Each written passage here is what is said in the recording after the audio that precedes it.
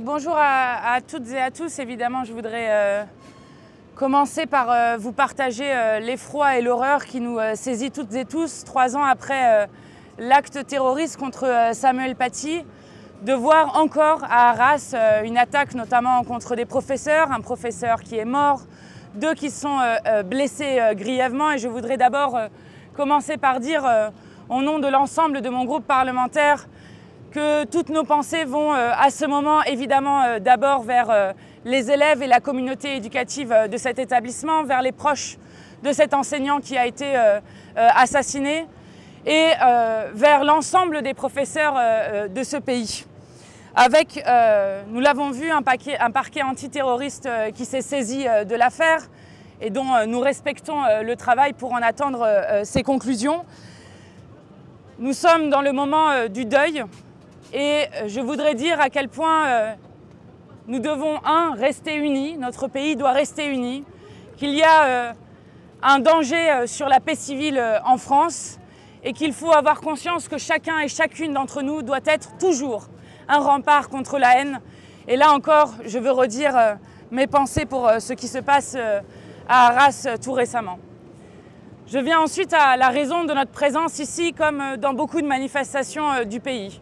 Vous le savez, ces manifestations sont françaises, elles sont aussi européennes puisque c'est l'intersyndicale qui s'est calé sur une date européenne avec partout en Europe des syndicalistes, des manifestants qui revendiquent non seulement l'augmentation des salaires, mais aussi la fin de l'austérité européenne, alors que dans notre pays vient d'être adopté par 49.3 avec l'aval du Rassemblement national qui s'est abstenu sur cette question et le 49.3 provoqué par la Première ministre, une trajectoire budgétaire jusqu'à 2027 qui compte sur 70 milliards d'économies, en commençant par 16 milliards d'économies sur le dos des Français dès le budget de cette année.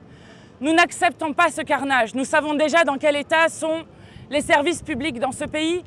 Et nous craignons que lorsqu'on va rajouter encore de l'austérité, que nous arrivions dans une situation où tous les indicateurs qui sont les indicateurs de développement et de bien-être d'un pays continuent de s'effondrer dans le pays.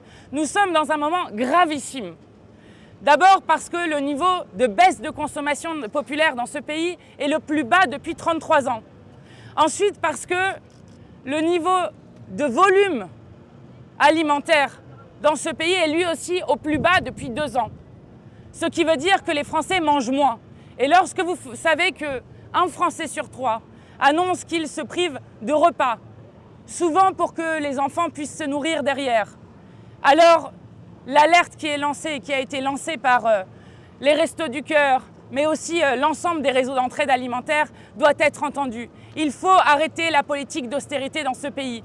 De même qu'il faut arrêter tout ce qui fait qu'il y a une forme d'écrasement des salaires sur le SMIC et nous savons que le SMIC n'est pas suffisant aujourd'hui pour vivre dignement. Nous savons que l'année dernière, les salaires ont baissé de 3% et que c'est une baisse continue que nous voyons de voir sur le niveau réel des salaires dans ce pays. Il n'est pas possible de continuer avec cette trajectoire. Et donc ce que nous attendons ici aux côtés des syndicats, c'est d'avoir des actes forts. Nous allons nous en poser, puisque le 30 novembre, lors de notre niche parlementaire, je le rappelle, le seul jour où nous pouvons choisir l'ordre du jour de l'Assemblée nationale, nous avons décidé d'inscrire à l'ordre du jour l'indexation des salaires sur l'inflation, l'indexation des salaires sur l'inflation qui permettra enfin de mettre en place cette indexation des salaires sur l'inflation et de faire en sorte que le niveau des salaires réels cesse de baisser dans ce pays. Ça sera une possibilité offerte aux macronistes. De même que nous avons décidé de mettre un deuxième texte dans notre niche parlementaire qui est sur l'encadrement des marges agroalimentaires. Vous le savez, ce n'est pas seulement la France Insoumise qui le dit, ce n'est pas seulement l'Institut de la Boétie qui le dit, c'est aussi le Fonds monétaire international qui dit que l'augmentation des prix et la vie chère dans ce pays qui est en train d'étrangler des millions de familles de ce pays qui ne savent pas comment ils vont terminer la moitié du mois est due à majorité du fait du profit des industriels. Et donc, il faut impérativement encadrer les marges. Ce que nous disons ici, c'est que la situation de maltraitance sociale terrible qui existe dans le pays n'est en rien une fatalité politique.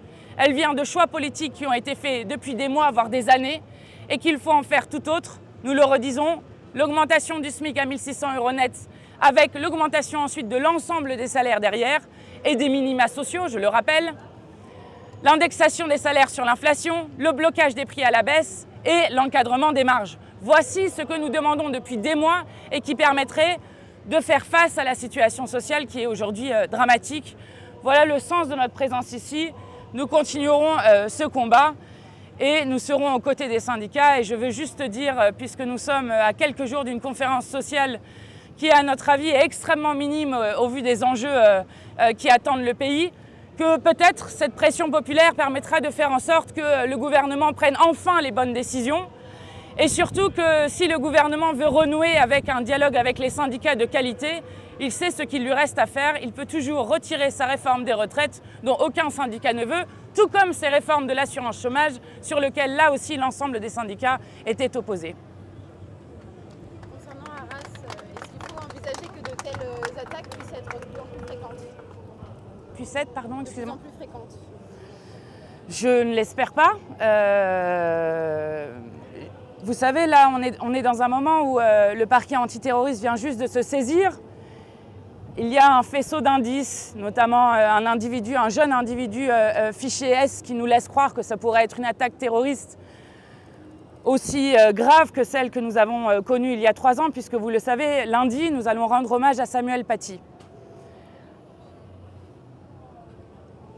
Nous n'en savons pas beaucoup plus à cette heure. Mais ce que je veux dire, c'est que j'espère que non, que ce type d'actes, d'assassinat ignoble, d'actes terroristes, si le parquet antiterroriste le qualifie ainsi, ne se reproduira pas souvent dans notre pays.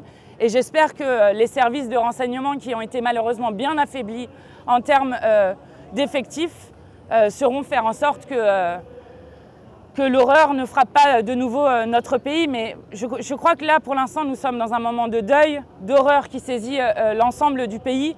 Et c'est d'abord dans cette émotion et cette compassion avec l'ensemble de la communauté éducative du pays qui se sent aujourd'hui frappée par ce qui s'est passé, se sent probablement aussi en danger, que nous voulons redire que nous sommes à leur côté et qu'ils peuvent compter sur nous pour faire en sorte que à chaque instant, le pays reste uni face à des actes qui ne visent en quelque sorte qu'à continuer de disloquer le pays.